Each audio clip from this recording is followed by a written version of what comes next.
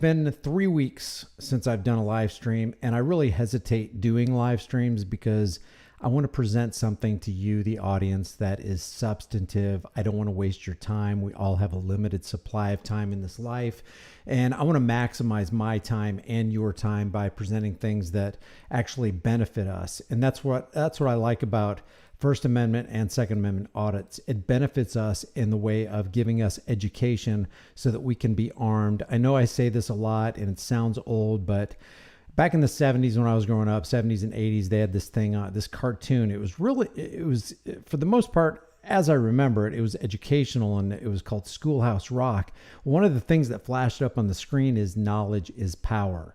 If you want to become powerful in this life, and I don't just mean physically powerful, although that's going to help you too, but I mean mentally powerful, morally powerful, and courageous. If you want to become powerful, then you accumulate knowledge. That's how you become powerful. If you desire to be ignorant and free, according to Jefferson, and I agree with him, you desire what never was and what never shall be. So when we're talking about tyrants, specifically the thin blue line badge tyrants who are supposed to be protecting and serving us, it's so easy to be wrong and to persist in being wrong when the costs of being wrong are funded by others. So when you see a cop, an Amber Geiger or Philip Brailsford, or the guy who shot and ended the life of Philando Castile, when you're talking about those people, even when they get convicted, even when they go to prison, it doesn't monetarily, usually, most of the time, doesn't monetarily cost them anything. In Philip Brailsford's case with Daniel Shaver in Mesa, Arizona, he was acquitted for doing something that if you and I did the same thing, we wouldn't see the light of day for the rest of our lives. But somehow, because they have this blanket of qualified immunity, they can get away with literal red rum. Can you guys hear? Okay, there's a one. I see ones in the room. Fred Walker, Raymond, Lenny, Joe Farmer, Jeff Hates Pigs, Bipolar's here, Marshall, Accountability for All, The Armed Fisherman. Thank you guys. Tashantha Spencer's here. If I missed you, don't worry. Okay, so I'll shout you out hopefully somewhere along the course of this. But I want to say that I want to present something to you that is substantial, that does increase our knowledge bank and make us powerful individuals and powerful beings, because we are going to eventually, one day or another, it's not a matter of if, it's a matter of when, you encounter that psychopathic power tripper. And I truly mean psychopathy. And we're hearing a lot lately that cops don't become psychopaths. Psychopaths sign up to be cops. And we see that frickin' prophecy fulfilled every single day. There's thousands of videos that go up, not just on YouTube, but throughout the internet, showing that, hey, it's not just a few bad apples problem. We have a freaking systemic problem, and it almost looks like the system was built to facilitate and accommodate psychopaths who will rule over the rest of us. Because let's face it, who's going to fill that vacuum of power? It's going to be people who want to rule you, who want to exercise authority over you. Let me ask you a question. There's 200 people in this room right now. And if you don't mind, if you like this content, you want to share it with others and you think others could benefit from it, don't forget to hit the like button. When I go into I try to discipline myself. When I go into somebody's chat on a live stream, I automatically, if I know who the person is and I'm familiar with their content, and it's not just me giving an empty like, but if I know who this person is, I try to automatically give them a like. But let me ask you, do you have any desire at all to rule over another fellow human being?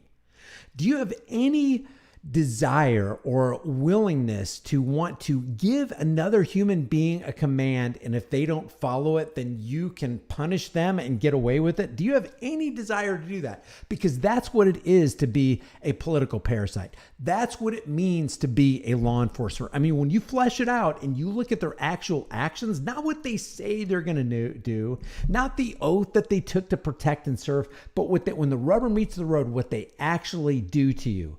They thrill at getting your ID. Like David says from San Joaquin Valley Transparency, and I agree with this because you can see it on their face. It's like crack to them. It's like they're a dealer or they're a user, and they got to have that next fix. And that next fix is making you give their ID, making you insecure in your person. Well, I wanted to read this right here because this is a comment from Bobcat, Arizona, 4840. I want to give a shout out to him. But I read this comment and I was like, wow, I would like to see this right here in action. As a matter of fact, I wrote back and said, hey, do you have any video of this? Because I would like to see you do this right here. I'd like to see somebody do this. I'd like to get an opportunity to do this myself. He said, I've had a couple of cops try this with me. And this is from the last video that I did with Mac and Bravo. This guy, I know it's an old video, but it's definitely still instructive and just as relevant today as it was 3 years ago. But he said, I've tried this with, I've had a couple cops try this with me when they start asking me continuous questions. I then invoke chain of command laws and demand an officer of the court and an internal affairs officer out to the scene immediately.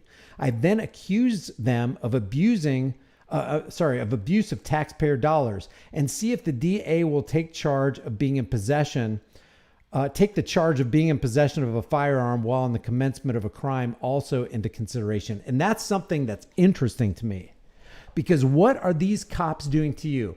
All you have to do is ask yourself, what would happen to me if I did the same actions this badge law enforcer is doing to me, if I did that to other people? Well, you'd be arrested. Why? Because you're actually committing criminal activity. You're harming somebody, you're victimizing them, you're economically terrorizing them, you're stealing from them, you're kidnapping them, you're throwing them into your basement, the cage. If you did what officers do, if you did to others what officers did to you, you would be rightly charged with committing a crime. Why? Because you're actually leaving a real victim. So what does that mean these officers are doing? I don't care that they have a uniform on. I don't care if they have a badge, they have this perceived authority of the state or whatever. It's only a human being, guys. He or she doesn't have more rights than you. You don't have more rights than them. They're not over you. You're not under them. You're not over them. We're just equal. But they believe, and the masses, the unthinking, non-critically thinking masses perceive that law enforcement and political parasites are over you and above you, and they have legitimized authority to do what they're doing. It's not true. I don't care how many people believe it's true. It's not true. Truth is truth, even if nobody believes it. But a lie is still a lie, even if everybody believes it. And it seems that a majority of people believe that law enforcers can do what they do and they actually have qualified immunity, whereas you don't. So if you just ask yourself the question, if I did to others what a law enforcement officer did to me, what would I be doing? What would I be engaged in? I'd be engaged in the commencement of a crime with a firearm. Period. I mean, it's so freaking simple. That usually gets the bully's attention real quick, says Bobcat. They didn't try to hurry up and finish what they were doing. And when they hand me my tickets, I make sure that they are held under citizen's arrest until the DA and the internal affairs officer shows up. And if they run away, I sit there and wait for the DA and the internal affairs officer and have the officer called back, and an additional charge called flight from prosecution is presented to the DA. First of all, I can't see a DA actually showing up to a traffic stop just because you requested him. Never seen that, never heard of it. So Bobcat, if this has happened to you, surely, this would set precedent. This would be groundbreaking. Surely if you did this, surely if they came out, the DA came out and you actually charged those cops citizen's arrest, you got it on video. You got it on body cam. You got it on dash cam. You got it on your cell phone. It says the cops really hate it when you actually know the laws that affect them. And that's true. Two things that cops really hate. They hate men and women with cameras, and they hate men and women who know their rights. They can't stand it. They can't stand when you go toe to toe, and then they start engaging in ad hominem activities, the rolling of the eyes. That, oh, we got another one. Oh, you're one of those guys. Oh, you're a sovereign CIT. If I say that word, it'll go into the algorithm in text, and then it'll generate an information shelf that says SOV CIT, and then it'll give some kind of Wikipedia article on it. It's just the censorship is ridiculous. I also asked if they can be looked at for violation of police policies. Everybody needs to learn more laws. And the two laws that you really should learn outside of the Fourth Amendment, Second Amendment, and the Fifth Amendment, especially the Fifth Amendment. Guys, stop talking. This is 18 U.S.C. 241, conspiracy against rights, and 18 U.S.C. 242, deprivation of rights under color of law. Name one officer that doesn't violate one of those multiple times every single day. If you have a police officer or a police force engaging in the drug war, which isn't a war on drugs, it's a war on people, then you have somebody who's engaging in violation of 18 U.S.C. 242, deprivation of rights under color of law. Do you have the right to put anything in your body that you want to? Yeah, as long as you're not harming somebody, threatening to harm somebody, or damaging somebody's property and not paying for it. Do you have the right to transport any substance that you want to transport as long as you're not harming somebody, threatening to harm somebody, forcing somebody against their will to do something they don't want to do? According to the Declaration of Independence, you have the right to life, liberty, property, and the pursuit of happiness. And if it makes you happy to transport whatever, fill in the blank, then there's no law that can be written against that. Not legitimately. Yeah, they got these drug wars from the 1970s and Nixon. Oh, we've declared a war on drugs. Well, good job, Nixon. You've actually declared a war on all the American people. So with that war on drugs, the U.S. government, the federal government, the state localities, the state governments have declared war on their own people that they're supposed to be protecting and serving. Beautiful, wonderful, great job. So I like that from Bobcat, Arizona. Got Kuda in here, the armed fishermen. They make stupid people famous. Hey, make stupid people famous, he says. That's armed fisherman, formerly Solo Yacker, is approaching 200,000 subscribers on his YouTube channel. Congratulations. Who else we got in here? Tyrone, Joe, Michael DeSalvio, Canatrol, make stupid people famous. Oh, that's your name. Make stupid people famous. I like that. John Dencola. Brooklyn Audits here, RB's here, Angel K. I appreciate you guys being here. Okay, so let me just go over something that happened a couple years back. You might remember this, but I want to jog your memory. And before I click to the next tab, I want to ask you if cops, and I don't care if it's an Arizona cop, a California cop, an NYPD cop, a Colorado cop, a Florida cop. I don't care if it's in a red state or a blue state cop. I don't care if he's a conservative or a liberal cop, but we have precedents of cops violating our rights just for having a camera in a public place on a public sidewalk. If cops are going to do that, what makes you and I think that when the S hits the fan, when the cow dookie hits the fan and things get really bad, that they're not going to go door to door confiscating firearms and other weaponry from people who just want to protect themselves? Because we have precedents, and I've done this several times. I think maybe not on this channel, but definitely on the High Impact Flicks and Grease Monkey Videos channel. But I just want to refresh your memory on what happened after the tragedy of Katrina back in 2005, as reported by ABC, always broadcasting crap. Listen to this. Just as a refresher, I know you know this, but reminders are good. That includes New Orleans, where today authorities stepped up their efforts to empty the city. Bob Woodruff is there again tonight with an extraordinary human drama unfolding. Bob? That's true, Elizabeth, and good evening from New Orleans. Here, the police and the National Guard find themselves in a very difficult position tonight to try to carry out an order to force people from the city without actually using force. That's so laughable. We got to know by now, mainstream, fake stream, CIA infiltrated, Operation Mockingbird, MK Ultra Media is not our friend. I only need one example to show you.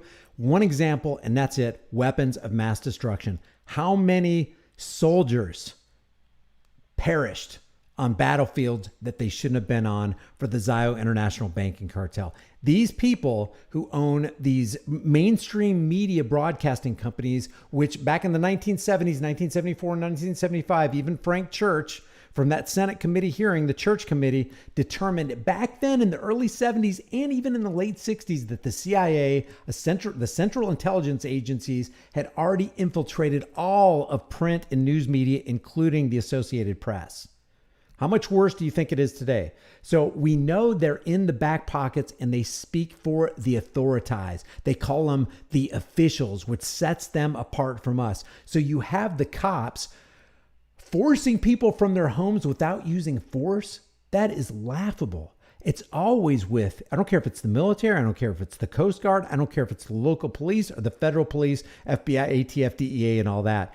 They always come with the implied threat of force to force you away from your freedoms. And it's this perfect storm of the power and wealth transfer. They're there to take your rights and increase the power of the state. And they're there to take your money and take your freedoms and increase the coffers of the state. This happened during a very vulnerable time with the people of New Orleans who were trying to stay back in their homes and protect their property from looters. And cops were going door to door to make them insecure in their persons, houses, papers, and effects. Today in New Orleans, they got a lot tougher on the holdouts. Police department, anyone home? Not only the flooded areas, but New Orleans' driest and wealthiest neighborhoods, too. So it's not just about the flooding of the homes. It's not just about, hey, you got to leave here because it's for your safety. Even in the driest parts that weren't even hit or flooded, they were going door to door to violate people's Fourth Amendment rights. And these are sworn officers that swore to protect those rights. It's just utter hypocrisy. The police and National Guard going street by street, house to house. We need to make sure, too, that whenever we knock on doors, people refuse to leave. We need to make note, call it in. They say there are no orders to use force, just strong persuasion, sometimes entering open houses with guns drawn, and instructions to disarm anyone inside. If you get somebody some power trip with an itchy trigger finger, what do you think's going to happen to you? What do you think's going to happen? They're just dying to launch a round. Guns will be taken. No one will be able to be armed. We will take all weapons. That happened. There you go. There's your leader. Where does crap flow? Downhill. Can a stream rise higher than its source? Nope. If the leadership is saying that, what do you think the underlings are saying? What do you think their mentality is toward you, toward Americans, toward fellow Americans? You would think this is North Korean troops or Chinese troops or Russian troops going door to door. These are fellow Americans. Where do you think they are on the moral totem pole? You said guns will be taken. No one will be able to be armed. We will take all weapons. Wow. That happened today in this. And what do the criminals say? Yay, there's our free shopping spree. You, my friend, you police chief, just made my workload way lighter, way safer. Thank you. Wealthy neighborhood where homeowners had armed themselves to protect their mansions. Residents were handcuffed on the ground. In the end, police took their weapons but let them stay in their homes. They were a little bit. They let them stay unarmed in their. Oh, how good of you. Well, hey, I could have taken you to prison. Oh, thanks. You've done me no favors. Threatened because our weapons were bigger than their weapons. For many of the police and guard troops, it is an uncomfortable job to do this in an American city. This guard unit occupied a church, using it as a base camp. They had to leave a note because they could not get hold of the pastor to get permission. It is surreal. Yeah, you never expect to do this in your own country. It's the guy who swore not to do it is doing it anyway. Why? Because he's a conformist. We talk about this a lot on the channel too. I'll continue to kick a dead horse until it's gelatinized.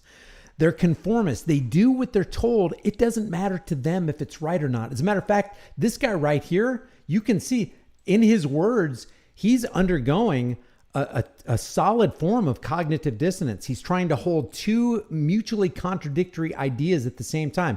I know it's wrong, but they told me to do it. I'm bound to obey my superior commander, but I'm also supposed to be bound to fulfill my oath to not do what I'm currently involved in doing. That's cognitive dissonance, folks. He's got two dogs fighting in his head, and guess which one is winning? It's the conformist doing what he's told regardless of if it's right or not. Not being the moralist doing what is right regardless of what he's told. He should quit his job. If he was a moralist, he would not only not do it, he would get all of his buddies together and they would turn their pew-pews on the command and say, hey, you have violated your oath. You have committed treason against Americans, and you're ordering us to commit treason. And we ain't doing it. But because he's a company man for the military industrial complex, he's going to do what he's told because he's getting a paycheck. And it's a rare man that will leave the paycheck behind to do what is right. We got many, many weak and cowardly men in uniforms more than willing to do evil to their fellow neighbors and go, man, you never thought this sure is a surreal experience that I'm bringing into reality, even though I swore not to ever do this. So what do you think they're going to happen? What do you think if Fred Bible here, his name is Fred Bible. Give me a break.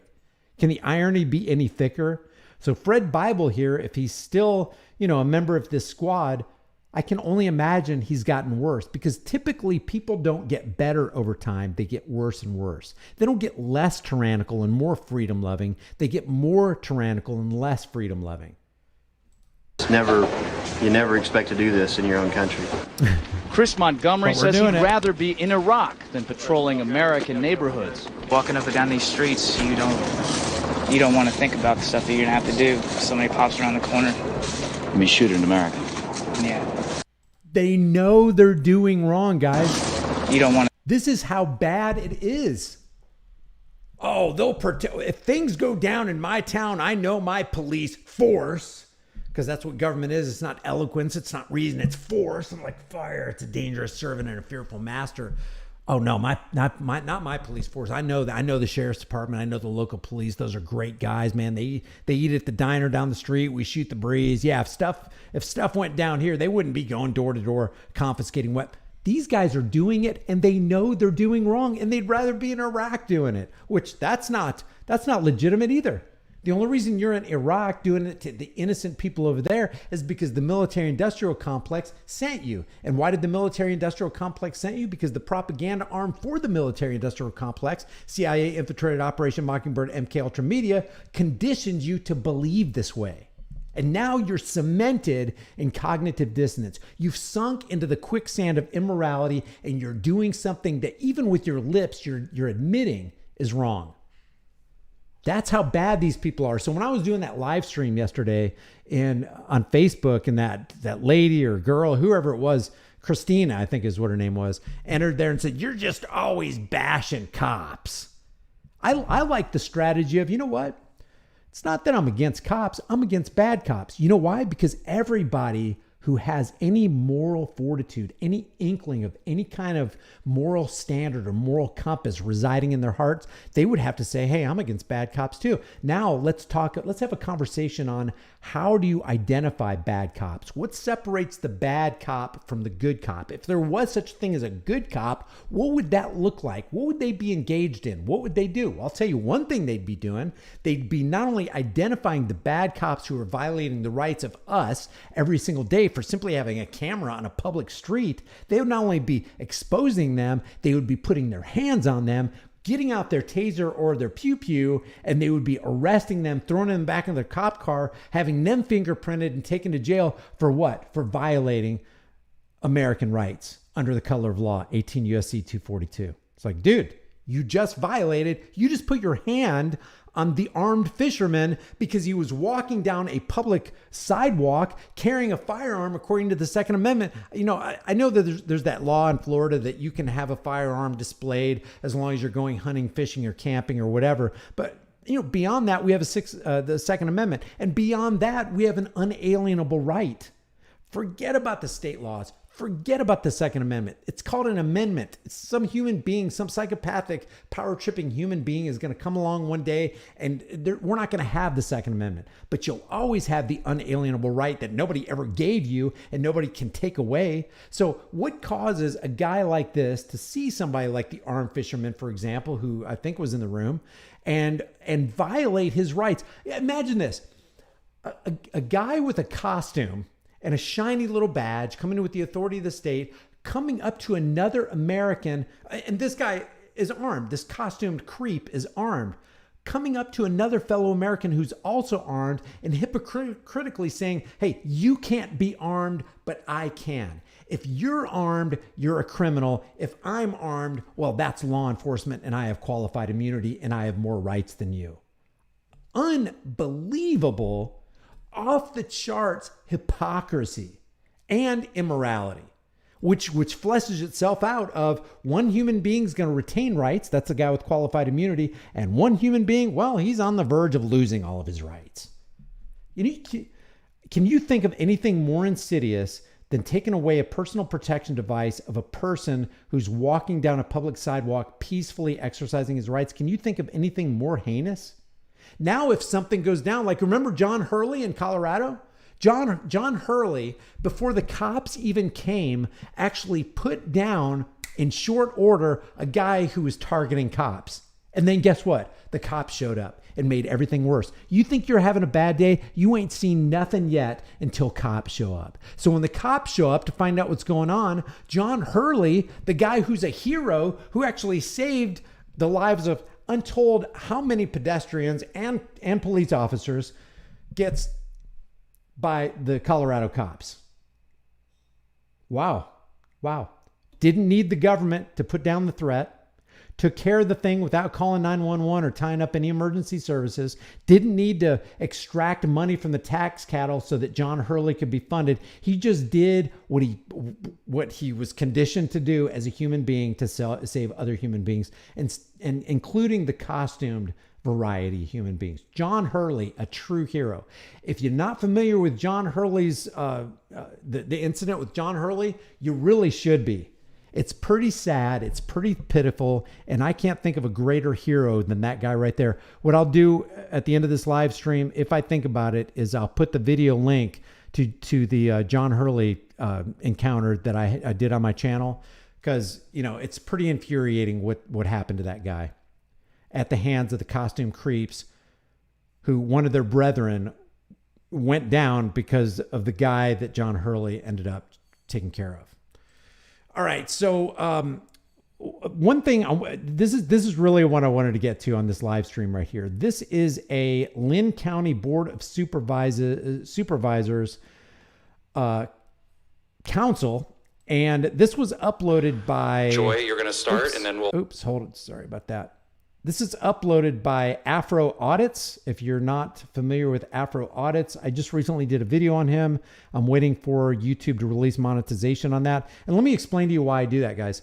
If you have a video, if you're a content creator and you have a video that's got the yellow $ and it's not monetized, then it is going to receive limited viewership, because automatically YouTube will bottom shelf that because you can't play ads. If you wait for the green $, then you have a higher probability of having more people view it. The reason I make content, the reason Lackluster makes content, James Freeman makes content, the reason we spend all these hours in front of the computer making content is because we need people to see the content so that they can get the education, so that they can increase in knowledge and increase in power. And then we can have a strong moral fabric in America and get people to realize what law enforcement actually is. Some would say domestic terrorists. I'm not saying that, and I'll leave that for you to decide. But this is the Lynn County, Iowa Board of Supervisors talking about what do we do with this problem of First Amendment auditors. Let's take a listen, and I will be stopping to read some comments. Super chat from Studio 3.14314. Hey, Brian, first time on a live stream. Hope you're having a great night, and hello from the Hoosier State. Indiana. I was born in Indiana. We all need to unite. All of us are getting screwed. And none of us is greater than all of us, guys. None of us. So let's listen to some of this. This is a 58-minute video. If you want me to keep on going after some breaks here, I will, but I do not intend to play the entire 58 minutes. But I want you to hear this first part. Very interesting. We'll also have Lisa Epp from the County Attorney's Office assist us with several emerging issues as it relates to First Amendment auditors. And I would also ask, I don't know if this is in your area of expertise, Joy, but certainly for our county attorney reps, since we need to go down probably some of the amendments, there's also a new emerging issue with Second Amendment auditors who come in armed. So I think it would be better. There's an emerging issue. And when they say issue, they mean problem. We've got a problem with people, Americans out there, thinking they can exercise their First Amendment right, provoking law enforcement who's supposed to be there protecting and serving. And now we got an issue, i.e. problem, with Second Amendment auditors. Best first we could start with the First Amendment auditors, who they are, what they're trying to do, and how we should respond. And I think we also need to have a conversation about Second Amendment auditors. So. We need to have that conversation. All right. Good morning. I'm Joy Alexander, Lynn County Communications Director. I'm going to talk to you today about First Amendment audits. If some of you might recall, in early 2020, it was either January or February, Lisa and Epp and I did present the same presentation to a department head meeting, much like we're gathered today. We went over the same information, same PowerPoint, the same handout that I have for you today. So some of you, maybe this is your first time, but we did cover this in early 2020. Our plan was to do this annually, but as you all know what happened in 2020, everyone's plans changed. So now we're back, and here we are to present this information and to help answer and your questions as best that we are able. So just kind of briefly, what is a First Amendment audit? So First Amendment auditors, sometimes they'll refer to themselves as other names. They might say that they are members of the free press, independent journalists, Constitution defenders, taxpayers, whatever name they go by. They're all essentially doing the same thing. They could come into a public building. Basically, it's vilifying anybody who would go by that name. It's talking about taking a brush and just painting this broad swath over people who, you know, for the most part, just want to exercise their rights and hold their public officials accountable and add that spotlight of transparency, which is what this thing is. This is your, guys, don't ever forget, this is your portable courtroom. You have a judge in your pocket. Use it. This is what you're going to show the judge on how innocent you were and how guilty the perpetrators were who decided to go above and beyond the law and mess with you. Portable courtroom right here. This is your jury. You're going to prove to the jury that you were innocent and these people are guilty. With their phone, take photographs, video recordings, anything like that. And what we want you to leave here today is knowing that that's legal. They can do that. They can stand in a public space, they can record, they can take photos in a public space. And we cannot ask them to stop because that is their First Amendment right. That's not even true. Anybody can ask you anything they want. You can ask them to stop. You just can't make them stop. You can't threaten them into stopping. You can't call the police on them. Men with guns. Oh my God, there's a guy in the 911. This is an emergency. We got a man and a woman in our public lobby with, are you sitting down for this? They have a camera and they're recording in a public place and I need you to send men with guns and send them now. Make sure you have extra magazines. Do that. And so we want to drive that point home. This is a presentation that we include in the new hire orientation as well. We have a handout that we give to all new hires. So at least for the last year, every new hire that has come into Lynn County has received a very brief overview. So they should be aware of this as well. And you never know when it might happen. It's been happening across the country and various cities. It's like the plague is arriving in town. You never know when it might happen. It could happen to you, and you should be ready for it. These pesky Americans going around reading the Constitution, thinking that they can put feet on that and enact all this freedom in the land. Well, be ready. It might happen to you. And counties. If you Google it on YouTube, you'll see a lot of different examples. I have just I like what Swamp Lover said in the comments. She is causing more fear in the police and politicians, assuring to always be escalating a situation involving someone with a camera. Exactly. Even though she's saying some of the right things, she's conveying the message of this is a pretty horrible situation, but I want you to know they're actually working within the framework of even our laws. Few here today, but yeah, you're welcome to go check it out yourself. So we just want to give you some tips on what to do. First of all, we want to make you aware that it's legal to do in a public building, in a public space. So that's number one. And what should you do if it happens? Well, we want you to be professional and be polite, stay calm. Is it awkward when someone... Why wouldn't you be professional and polite and staying calm just because somebody's in your foyer recording pamphlets? Or maybe doing a live stream. Maybe it's a TikToker and you're as long as they're not bothering anybody, interrupting somebody else, harassing them or whatever. It's like, be prepared. This could happen to you. And oh my God, if it does, just try to work a smile into your face and maybe look down and don't make eye contact, but just know that it's regrettably legal. Oh God. If they come up and, are recording you, yes. Is it okay for them to do that? If you're in a public building, yes, they can. Yes. So we want you to be professional and polite, stay calm, be aware of your tone and the volume of your voice. Seriously, stay calm. The only time you wouldn't stay calm is if somebody slipped a note under the cashier window and said, "Give me all your money. Under this towel, I have a personal protection device that I intend on using if you don't empty your cash drawer." That would be a time not to stay calm. But somebody with a camera, when you've got 12 cameras in your lobby, your public lobby recording, oh my God, we have 12 cameras recording him, but you will not believe the gall of this guy. He actually thought he had enough freedom on American soil to take out his camera and record us. Send help. I feel like panicking. Beware of your body language and try to keep the interaction brief if you can. A lot of times, and I'm going to speak in general terms, not about any particular auditor or event, but generally they're just here because they know they can do it, and they're just making sure that you as a public employee know that they can do it. So don't try to stop them. Don't anything like that. So those are some tips of what you should do. It's like apologetic.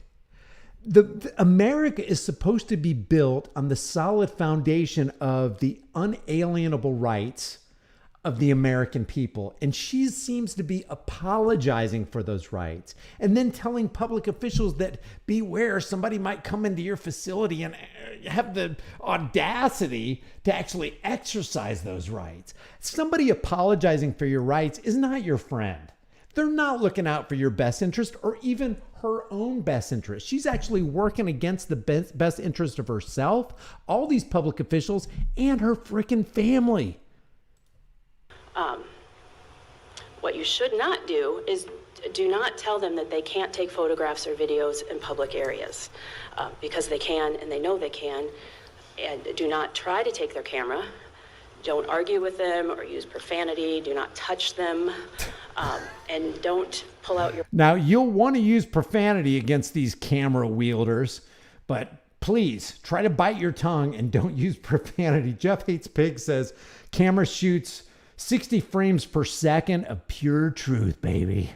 Your own phone, especially if it's your personal phone, don't pull that out and start recording them because that could be seen as an escalation, and we don't want to escalate any situations like that. That's also why you would want to, watch your tone, watch your body language, because if you become argumentative and then they become argumentative and then it just keeps going up like that. So just be calm. And also, it's like you're in boot camp and she's preparing you for the Normandy invasion. I mean, beware, they're coming on U-boats and the guns are going to be blaring, man. What the heck? Very important.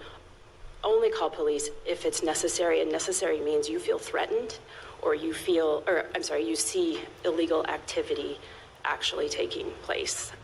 Don't call the police or sheriff's deputy just because someone is walking around with a camera.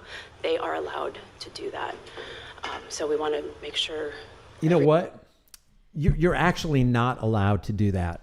You are not allowed in America to walk around with a camera in a public place recording whatever your eyes see in public. You're not allowed to do that. Because if you're allowed to do that, that means there's somebody over you that grants you permission to do that. And because you're not subservient, because you have no masters above you and you're not above anybody else, you don't need anybody's permission because free men don't need permission, but you are free to do that. I hate this allowed. We really need to eliminate it In that context, from our language and our repertoire of things, it's not, I'm permitted to be here. I'm allowed to do this under law. It's like, oh, I have a master over me and my master says that I can do this, so I'm going to go ahead and do this. It's like, I'm an American. I am just as free to do this as a free man living on the land as you are. I'm just as free to record you as you are to record me with your half a dozen cameras in this lobby. So we need to, I mean, if anybody disagrees with this permission / allowance versus free to do it as free men, let me know. I mean, if you think I'm getting into nitpicking semantics by talking about permission or allowance, then let me know. But I believe that words have meaning. And if those words have meaning, then we need to stick with those meanings or there is no meaning at all. You're not permitted and you're not allowed to record in a public place because there's no master that has granted you that right and granted that permission, because that's what a permit is. It's permission to do something you have the freedom to do anyway. And they sell it to you at the highest bidder. But if you're free to do this, then everyone is free to do this. And nobody gave you that freedom. And damn sure nobody has the right to take that freedom away. So if you think I'm making a mountain out of a molehill on that, let me know. I'm open to correction. Everyone is aware of that. And so now I have, before we get to questions, I do have just a few video clips. I want to show you some examples of interactions that went well and one that did not go so well, kind of an example of what not to do. And again, you can feel free to Google some of these examples on your own. So here are just a few videos. I don't know if we'll get to see these videos, but I'm kind of curious. Let me see. I'm gonna increase the speed right here because I don't want to waste anybody's time. Okay, so the first one that I will show is, I believe it's out in Colorado, and so it's just the First Amendment auditor as they're walking into the public building, explaining what they're doing and why they're there. I don't know if they actually show a screen. I don't think they do.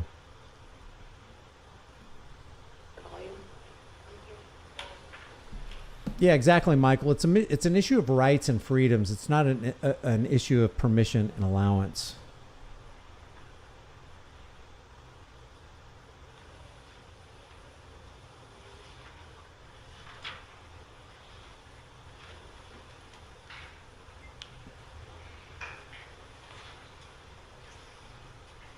What the heck? Why is there so much dead air? Come on. What the? While we're trying to figure out the volume issue here, essentially what this person is saying, he's the one with the camera, and he is turning it on himself, saying that he's walking into a public building just to make sure, or to see if they're going to respect his First Amendment right to walk into a public building with a camera. Tell you what, why don't you play it and we'll see if we can determine if this is going to be a good video or if we can tell by body language that this is not. So maybe if you want to go to full screen and we can just go on this adventure together. Adventure. Come on, step it up. There's a couple, so I really wish this was working. Apologize for that, because this is an example, a really good example of how to do it right. She's welcoming. She's just saying, "Hi, how are you doing?" And then he asks her questions. What do you do for the county? And she's so they're going to talk about the perspective of the public employee doing right or wrong, not the perspective of the cameraman or a First Amendment auditor or freedom lover or constitutionalist doing right or wrong. They're actually there to commend or criticize the public servant who's being recorded. She's a passport acceptance agent, and so you see she's smiling, she's answering the questions, she's not.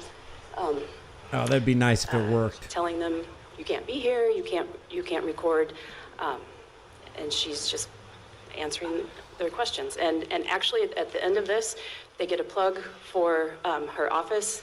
And people are encouraging the public, the people behind the camera, they're encouraging the public to come to this office, get your passport photos, and make an appointment, because this office is customer friendly. So this one was. Oh, okay. Well, actually, that's fair. Okay, so if she's going to look at it from both ends, so basically she's saying that the public servant did right, reacted appropriately, and let's just say constitutionally to the camera person, and the camera person, because they received, a constitutional pro-freedom response, then they let their audience know. I don't know who this was. It was in Colorado.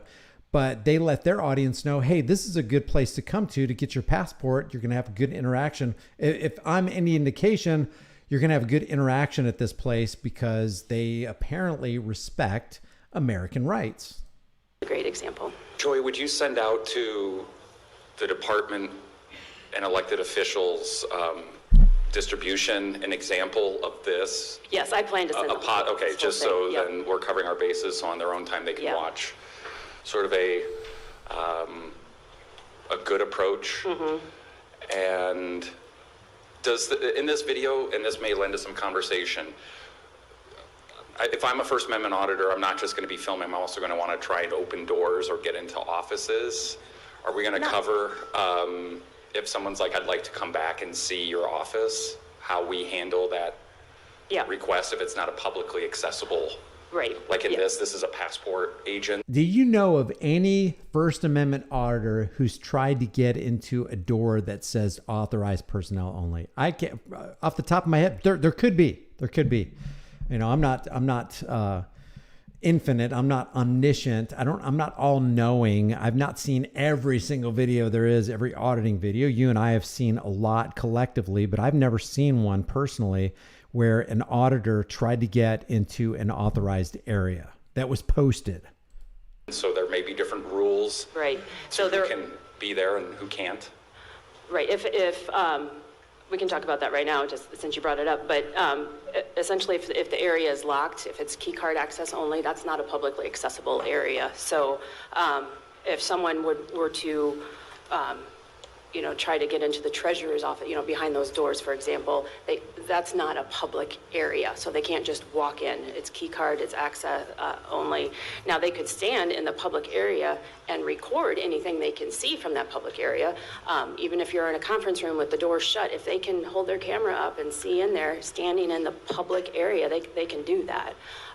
So you just be aware of what can be seen if you're working with clients. I know, and Lisa's here to talk about maybe some specifics, because with the public health clinic, there may be particular instances there where it's not. Yeah, I think I'm Lisa Epp from the County Attorney's Office. I think that is a good general way. Let me be fair here. This woman who's presented these videos and is trying to present these videos and the audio portion of a First Amendment audit, she could be ignorant and not really know all of what we know because, basically a lot of you guys in this room are seasoned. We've been around the corner.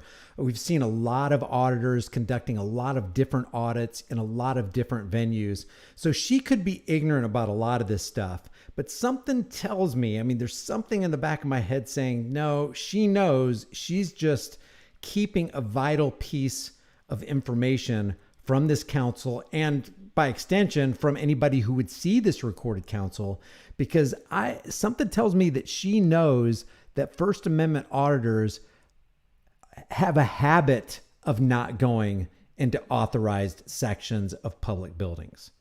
And it's pretty obvious from what you see. I don't care if you're watching, San Joaquin Valley Transparency, James Freeman, James Madison audits, the Armed Fisherman, Big G audits, all these good auditors out there. It's pretty apparent. One of the thread lines is you don't go into an unauthorized place. The whole reason we're here is because we know that we have the freedom to be in a publicly funded place recording whatever our eyes can see, including behind an authorized door that has glass, not going into it, but you can record through it. It's incumbent on the public servant to create that barrier, to create that privacy. It's not your job to create privacy, and nobody can trespass your eyes. And if they can't trespass your eyes, then they can't trespass what your camera can see. That's Fourth Amendment, right to be secured in persons, occupations, and effects, freedom of speech and of the press. And in how many court cases by the Supreme Court and lower court saying, hey, You can't trespass eyes, and you can't turn a constitutionally protected right into a crime. So I think something, I don't know for sure, but I suspect that she is withholding information that could be valuable to a viewing audience to consider. Of looking at it, but honestly, it doesn't even have to be locked access to be non-public. I mean, if you think about it, there are times when people are having meetings in rooms down here. For example, I think one day that the auditor was having a meeting with some elections people, and it wasn't a meeting that was open to the public. And they could look in through the window, but I think even in that case, the gentleman knew not to just burst into a meeting and start filming. So it's not a locked door, but yet again, it's not public. So I kind of try to think about it as, if my mom wandered in off the street, would she be welcome in this area? She wouldn't be behind the treasurer's desk. She could wander around down here all she wanted. She can, I think you brought up an interesting idea about the public health building. There are probably areas in that building where there are patients. And so I wouldn't think that it would be appropriate for one of these people to come in and film the waiting room where patients are waiting. Because those people have privacy with respect to their health information, and just the fact that they're there for a medical appointment is health information. So yeah, that's actually a good idea. Somebody said name drop your favorite auditors. Somebody who said that, Free Press Fort Worth said name drop the best auditors. Yeah, you do that. Name drop the best auditors and why you think they're one of the best auditors. I consider a good auditor somebody who's calm, somebody who approaches things respectfully, somebody who's got not just a working knowledge, but you can tell it's coming out of their heart. It's not just coming out of their head. They didn't just watch a couple videos one day and just start regurgitating stuff. They are actually standing on the bedrock of their rights. Name your favorite auditors. You can name a couple if you want to. I think that's a good idea, because I look at auditors in terms of demeanor, in terms of the educational benefit that they give, the entertainment value. That's also an important thing. If you have a super educational and entertaining audit, I mean, that's the best of both worlds right there. But the key is to distribute knowledge. And the end result of this whole thing is to get Americans to understand, hey, you can't keep giving away your rights and expect to wake up the next morning thinking you're going to have those rights. You can't expect to be ignorant and free, because that's something that never was and what never shall be. So yeah, name drop some of your favorite auditors. And don't forget to hit the like button. I appreciate you guys hitting the like. We're almost at 500 likes. See if we can get over 500 in the next 5 minutes. your best judgment. Yes. So what if there's an employee who's not familiar with First Amendment audits and they let somebody behind one of these locked doors? What would happen then? Would we be able to ask them to leave that area? Yes. Yep. It's not like vampires. Once they're in, they're in.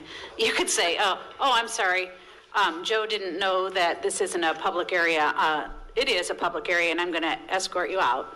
And if they did, would that be a time to call the police?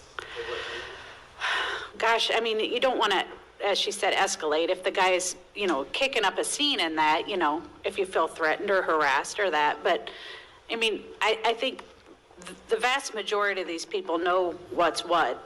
And if you ask them politely to leave, they're going to do it. Are there jerks out there? Yes. Great question, Charlie. You got to admit, there are, I'm not going to name any names, but there are auditors, and you got to be honest. Have you ever watched an auditor and it just kind of makes you involuntarily cringe? It's like, oh God, why'd you do that? Why'd you say that? Why are you acting like this? What are you doing? Trying to give us a bad name? What's going on here? They have their office door open all the time. Mm-hmm. So if someone goes in there, it's up to them to... Yeah, I mean, they can say, this is my private office. The door's propped open, but this is my private... office, reporter's office. Right. I don't really want to go on with this, because I feel like anything beyond this is basically wasting your time. So I'm going to drop that link. I've got the link in the chat room right there. This is starting to get a little bit boring to me. I'm not going to watch this whole video right here, but I did see this out the corner of my eye. There was an excessive force lawsuit filed by a 78 or 74-year-old man against the Madison Heights, Michigan Police Department. Now, this is 21 minutes north of Detroit. And if you'll remember, the video that I did yesterday was a live stream. I don't remember if it was a live stream or video. I think it was a live stream on Facebook where the Detroit cop was given chance after chance, 2 DUIs, domestic abuse, and all this stuff. They kept him on the force for years. And finally, this lady's filing, I think it was a 10 or 20 million, I think it was $10 million lawsuit against him. And she'll probably win because the guy was completely out on a limb. So this happened in Madison Heights. We're not going to watch all this because I think there's going to be some content here that, if played during a live stream, will probably not fare well with the old algorithms here. So let's see what we can watch. We're only now seeing this body cam video showing an intense altercation. Oh, of course, they're gonna. This is Madison Heights Police Department. They're gonna start it off. Let's see if I can just scroll through this. You know what happens.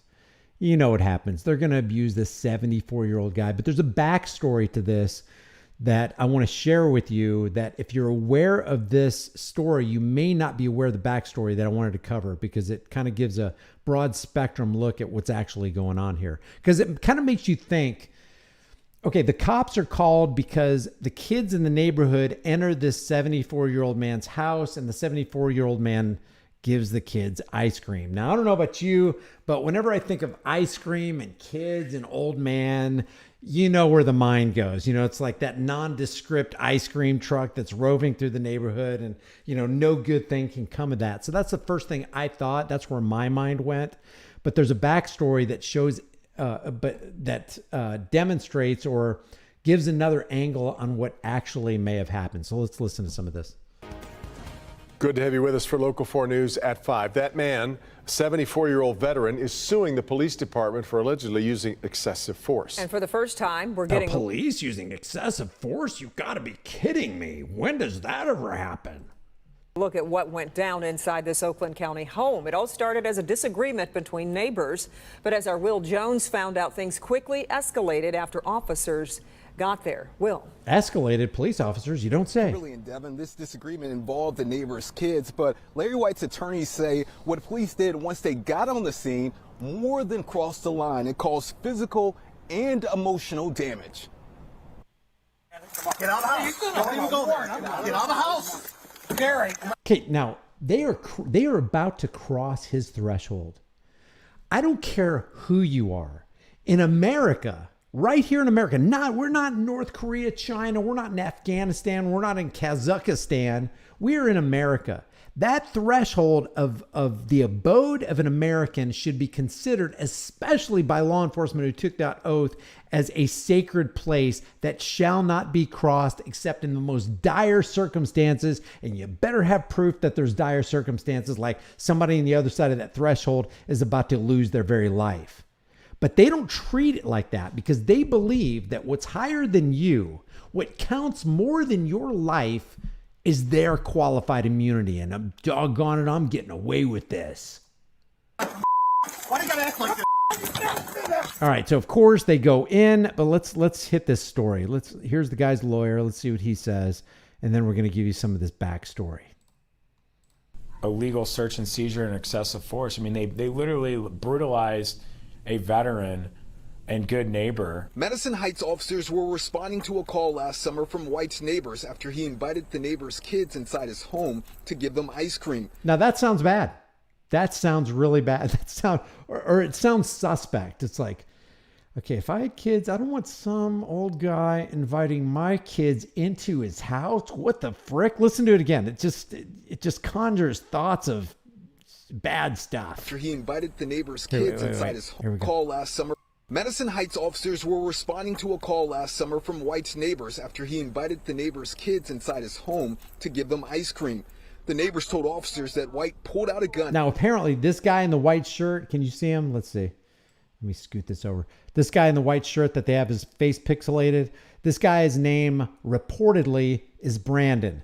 Brandon is the guy who called the cops on this 74-year-old who supposedly invited kids into his house to give them ice cream. That's Brandon, and reportedly, Brandon has a history as well.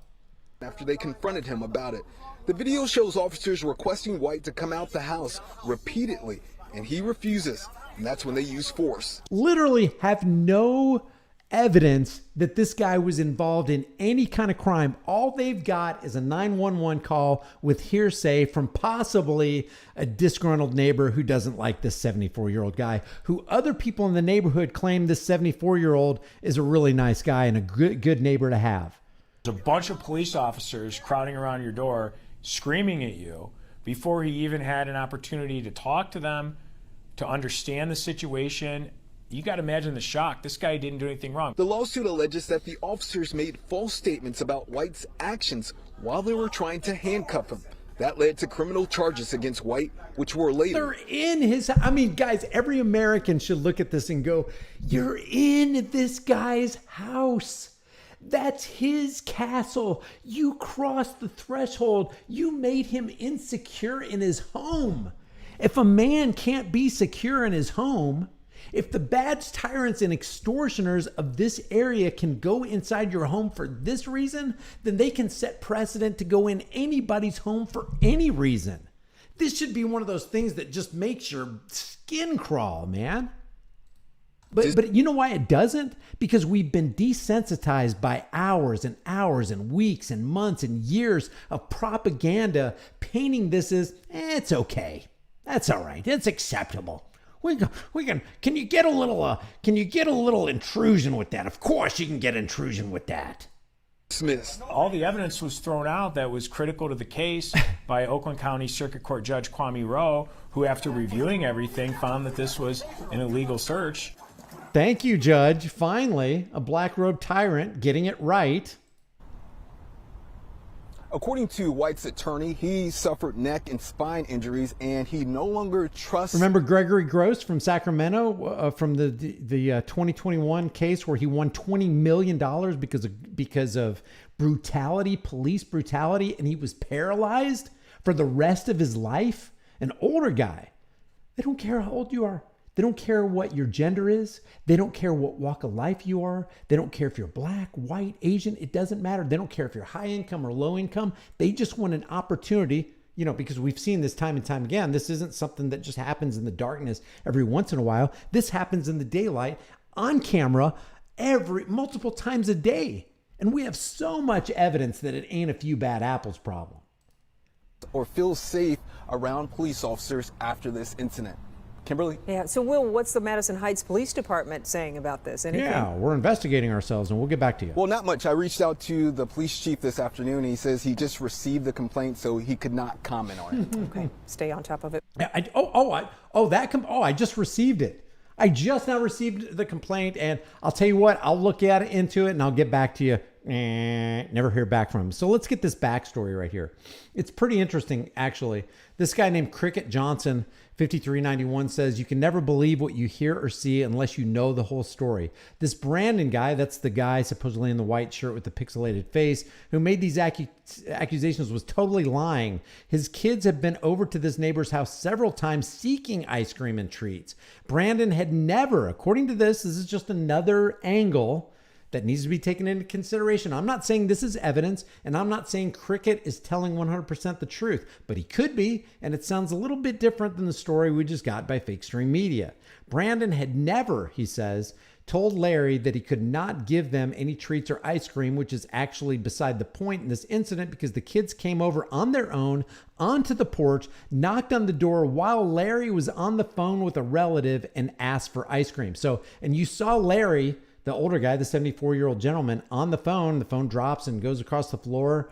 And so that's who he's talking to, his relative, according to this.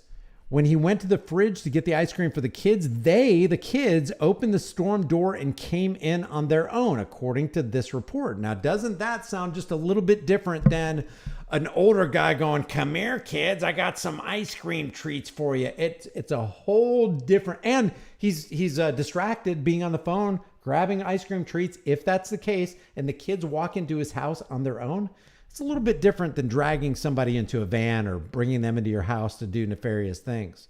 There was never any luring of these kids into the home, says this person. He could be fibbing.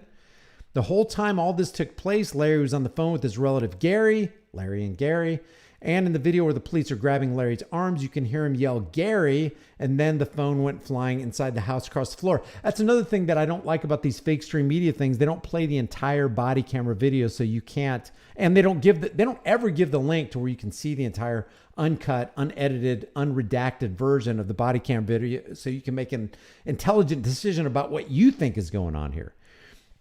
There also was never a gun drawn on Brandon, even though Larry had his gun on him at the time because he carries when he goes out to the store or whatever. In this case, he had just come in from the supermarket and had not yet taken his gun off, as he had been on his phone during that time. What he had held out the door was his cell phone, which is a flip phone. So this guy's obviously not interested in technology. By the way, one of the best phones I ever owned, as far as reception, as far as durability, as far as, it didn't seem to have planned obsolescence built in, was a Motorola Razr. I love that flip phone. It was great. Never had any problems out of it.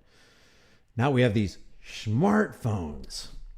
So that Gary could hear what this foul-mouthed Brandon was screaming at him and threatened his life. Why Brandon did this is apparently because neighbors had called the police on him over 2 years ago when he was in his rental house, a rental house that he and his girlfriend and their 9 dogs were being evicted from for not paying rent.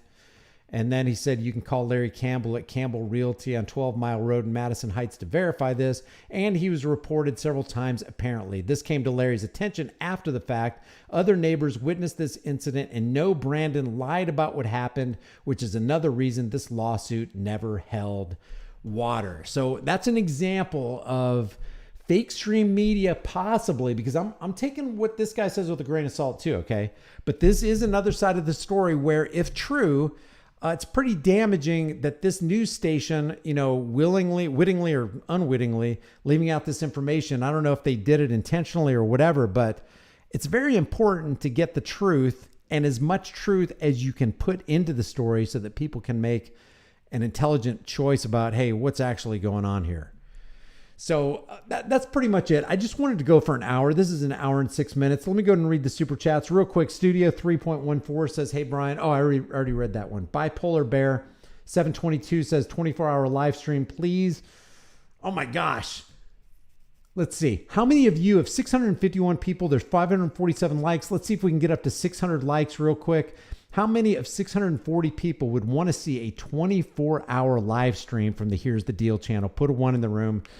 If I get 150 ones in the room, I will consider a 24-hour marathon live stream. And it's not just going to be a live stream where, we're just shooting the break. Hey, let's go ahead and have some whiskey. Let's smoke a cigar. It'll be something that I will strive to be substantial and substantive and filled with knowledge and something we can all learn from. That's going to be pretty hard to do for 24 hours. But if you're interested in me doing a 24-hour marathon live stream, holy cow, please don't let there be 150 ones in the room. I'll consider it. East says 150. Oh, God. No, say it isn't so. Why are you doing that? Why did I even ask the question? Polar Bear 24-hour live stream. What'd you do to me, man? Jeremy Felipe says, critical question, is freedom an actual thing or just a philosophical concept in your perspective? Let me just tell you what freedom to me is, okay? I'll just put it in my own words because I don't have just a pat 25-cent college answer for this.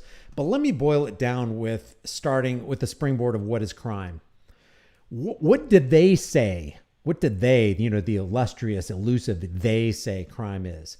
They say crime is an action or omission that constitutes an offense, that's an important key word, that may be prosecuted by the state, who are 100% criminals, by the way, because it's an organization that's predicated on nonstop extortion of the people they're claiming to protect and serve. So the state is a criminal cartel. It's a criminal organization that's protected by laws. It's basically legalized theft. And like, who was it? Bastiat that said that when plunder, that's theft, becomes a way of life for a group of men living together in society, they create for themselves in the course of time a legal system which authorizes it and a moral code which glorifies it. So what is this offense? And what is this idea of legitimacy of prosecution by the state? And then it says, and is punishable by law. Well, we have to define some terms here. What is offense?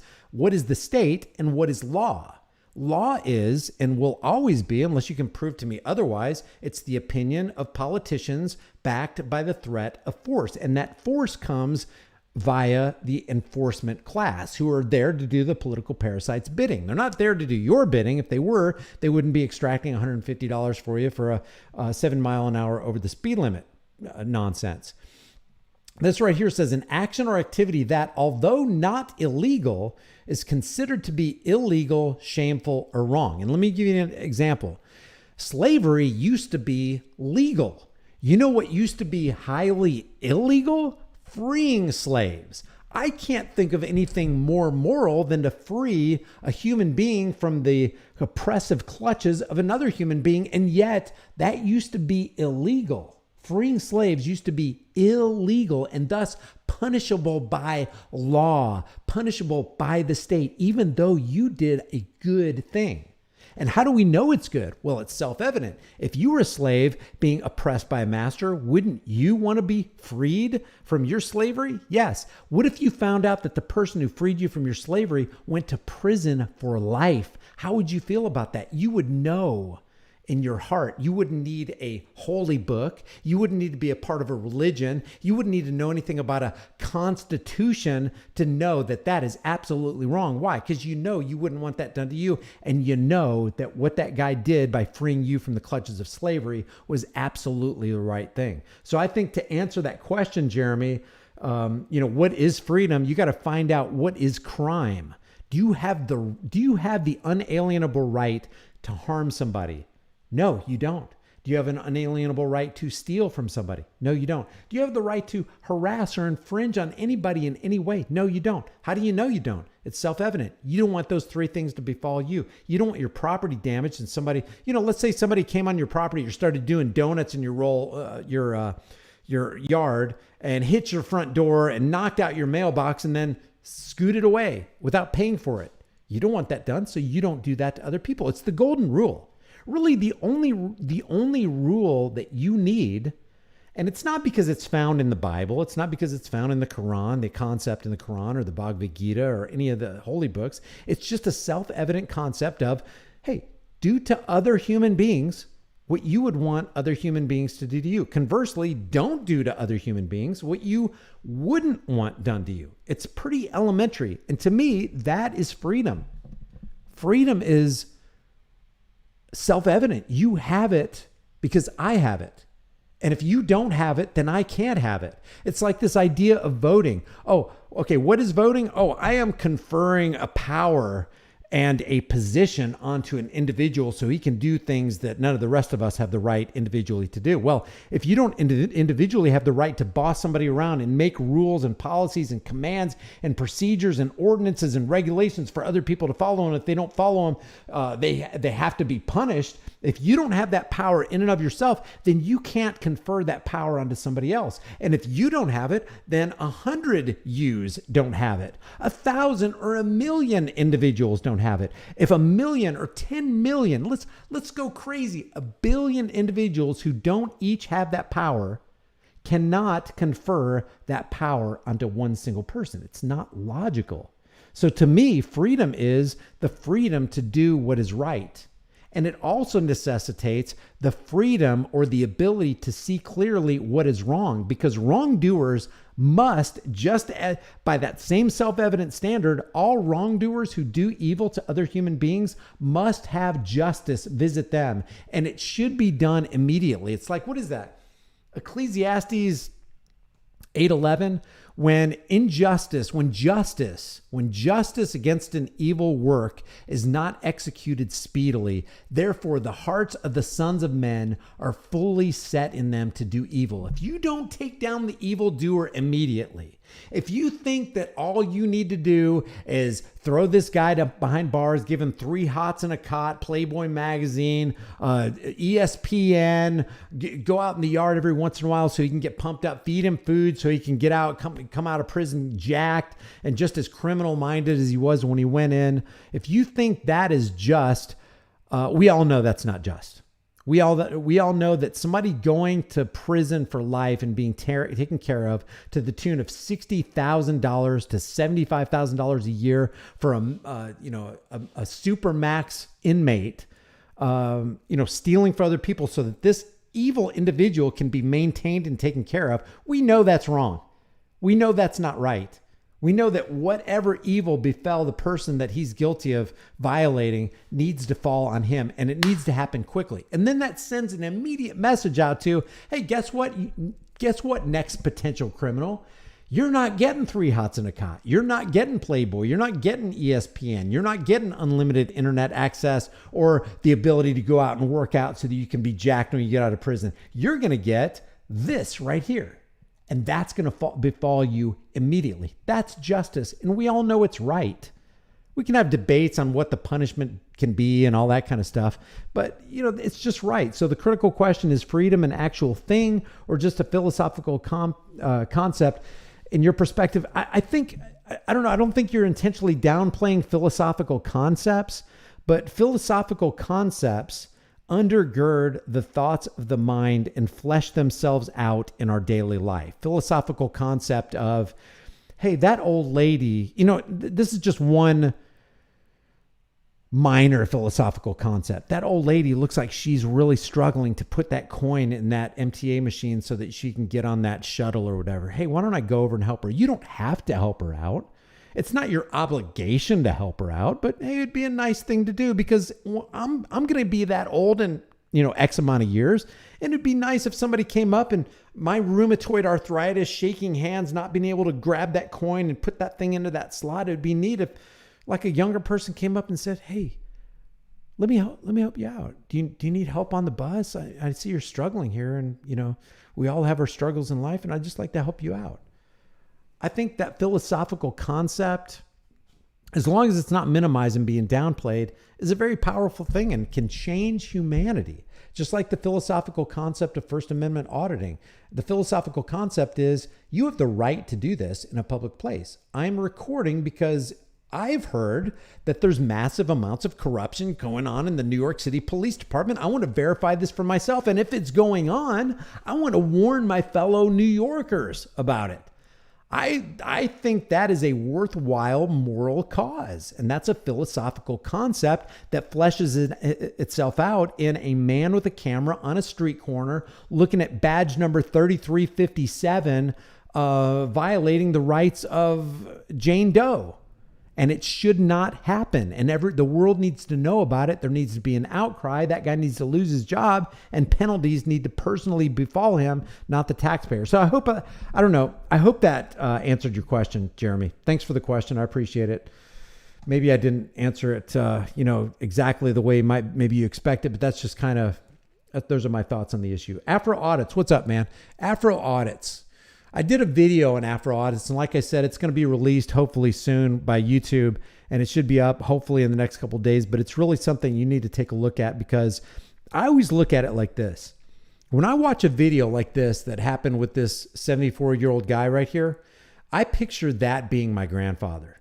I picture that being your grandfather or you or me one day standing, where's this?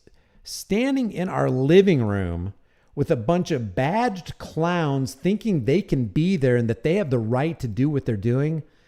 Man, if we all took this personally, we could change the world in a week, maybe a month, because it would take that message, a little while to really gel in our minds and in our hearts. But when I saw what happened to Afro Man audits for just simply Afro audits, for simply voicing the concern about a public health issue in a local rental building that looks like a public health hazard, honestly. And then the cops in that area retaliating. I'm like, dude, Afro Audits is my brother. What if that happened to my real biological brother? I'd be pretty incensed about it. So I appreciate it, Afro Man. Hopefully that video will be up shortly. Angry Vet, check out Angry Vet's channel. I appreciate the super chats, guys. Love your work, brother. Man, I appreciate that. Thanks for the 26 likes, and appreciate you guys being here. Yeah, I had diarrhea of the mouth on this one, an hour and 19 minutes. I'm going to wrap it up with this. I always say this. The price of freedom is now and will always be what?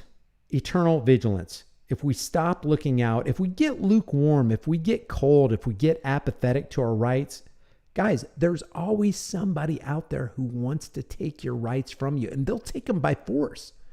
James Freeman actually put a really good meme that I had never seen. You know, you see tons of memes, and you're like, oh, I've seen it all. James, yeah, I'm going to end with this. I love this. I love this analogy. Let's go to his community page. James Freeman, check out his stuff. Really good. Like top quality stuff. Here's his meme. This is good. This is kind of like the frog boiling in the water concept. Let's see if I can scrunch this down into one.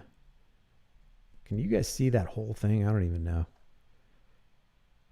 Let me expand that over here like that. Look at this. Let this sink down. I mean, really verbally mentally chew on this and really just digest this. A dog had his chain reduced one link at a time. Every few days, maybe every few weeks, maybe it was super gradual until his chain was so short he could barely move. He never resisted because he was conditioned to the loss of his freedom slowly over time. And it's like that frog that starts boiling slowly. It's like, oh my God, this is warm. I don't like it. Oh, it's getting a little, oh, I kind of like, oh, wow, this is actually comfortable. I actually like this. And it reminds me of that thing Voltaire said, a fool, it's hard to free a fool from the chains he reveres. And I know this is attributed to the guy with the funny mustache, but he said something to the effect of, if you remove the rights of the people by 1,000 tiny, almost imperceptible reductions, by the time they wake up, it'll be too late for them to do anything about it. And that's what this is. That's the removal of the link is the tiny, imperceptible reduction. That's how you lose your freedoms. So when I say, freedom has a price, and that's eternal vigilance, echoing, one of our founders, if that's attributed rightly to this guy, it's true. The price of freedom is eternal vigilance, and indifference to this notion is the means by which the people have and will secure their own oppression. Let's unite. None of us is greater than all of us. Let's decide to stop fostering and fueling our own oppression, and let's do it today. I appreciate you guys joining. If you haven't done so already, subscribe to this channel. Hit the bell notification icon. Give it a thumbs up. Share it with everybody you know. Don't forget to subscribe to my email list through my website, highimpactflix.com. If you want to subscribe to the channel or help the channel out further, the links are in the description. Become a channel member. I don't have many channel members. It's like 57. I got 57 channel members. Become a channel member today, or visit the store and grab a hard-hitting conversation starting design. I've got like 110 designs. Maybe you'll like one of them. I don't know, but it helps the channel, helps me create more content. Guys, thank you. I appreciate it. Freedom is dangerous. The only thing more dangerous is not having it. I'll see you in the next video.